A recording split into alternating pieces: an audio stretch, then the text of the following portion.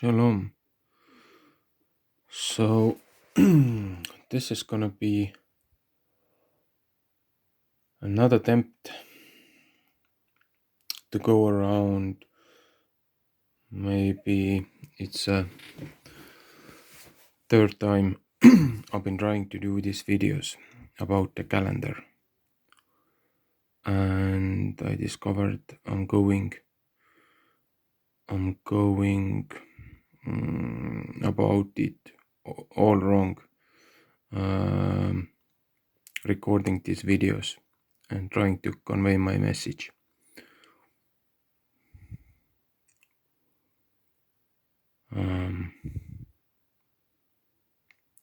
Okay. So during this last winter, I had time to take a break, and from work, and do research and study. And I remember looking at the old perpetual calendars.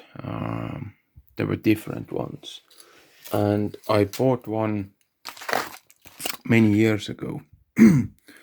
This particular one is in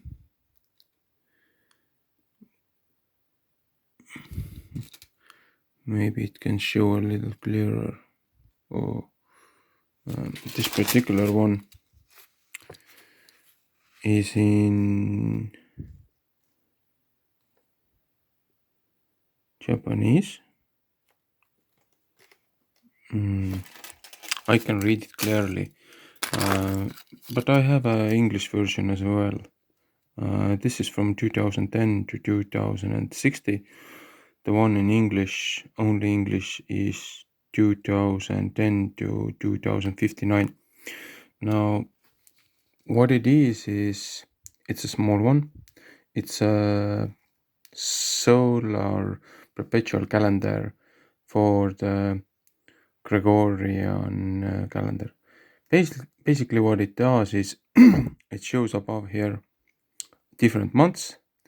Here are different number of days, then different day of the week, and on a baseline there are years. If you turn it the right way, if you look for the month, you see the days, you see on which day which day this month begins, and if you know which week it is, you can use it all day, every day. There are different versions of it. This didn't cost as much, maybe a couple of euros from ordering from China, but you can see them online. You can make them yourselves. So when I was looking at this perpetual calendar, I figured that there should be an easier way to get it on track, get it on right time. We keep fighting and bickering about creators' time, the true calendar, the feast days, when they are, how to go about the calendar, how to calculate it, where to pinpoint it. So what I wanted to do at first was I just wanted to see if I could make a perpetual calendar, like a 100-year calendar, if it would work. And what I did was I went to the dateandtime.com. I looked up year by year, month by month, and I started going from 2010 up to 2012. There were many attempts of this perpetual calendar at first, till I came up this recent version. This was one of the Segway versions. This was the original that I started going about. I just took the one that I had. I placed the months. I placed the days. I placed the years and the name of the days, and tried to find out where the correct day would land on the upcoming years from 2061 and forward. And when I was doing this, I needed to get the correct configuration every time, because the tile for this calendar, for example, there's a little better version, because my handwriting is so poor. I can't read it most of the time. Nonetheless, others.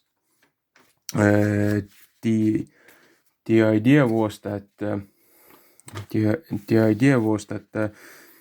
if I map out where are the years, I can put the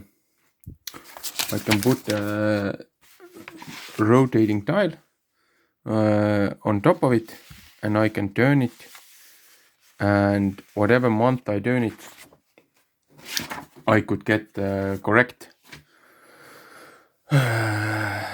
day on every month. Now this perpetual calendar type as I'm gonna take this one out. I'm gonna explain this later. I'm gonna do these in segments. This particular calendar, how it works is, I'm gonna put the phone away for a second to put the pin in. So how this calendar works is, at first you have to know your leap years and how to use this calendar. Why I'm using English and Japanese, because I'm learning Japanese, and Japanese glyphs, hiragana, katakana, different writing styles, can convey more condensely information that would take much more space, and during this calendar I needed that. I also put a reference dubbed in English so that anybody can explain it and see it visually. So what I'm gonna do now is I'm gonna cut this video short. It's a long intro, but the way I was explaining it and the way I coded it, the spirit was all wrong. My center was all wrong, and you have to explain this calendar from the point of love, not from point of pride or spite or hatred or all combined.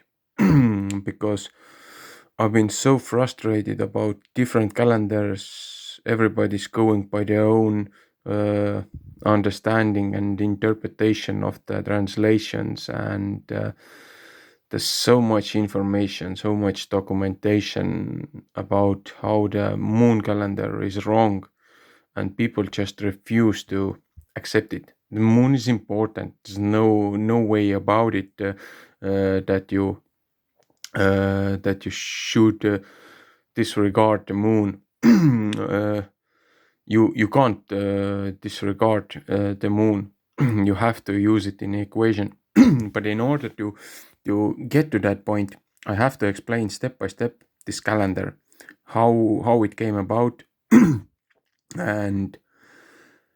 and how to read it, and then you take your own observations, you apply it, and using this calendar, you can see if your calculations add up, if you're uh, following your sundials add up, or there are different ways to find the first day of the year or the last day of the year, the spring equinox. So I'm gonna finish up this video, and I'm gonna go around 10-15 minutes with these clips, because I've been doing it 2 times already. And I decided not to upload those videos because it was a wrong way to go about it, the wrong spirit to explain it. So, shalom.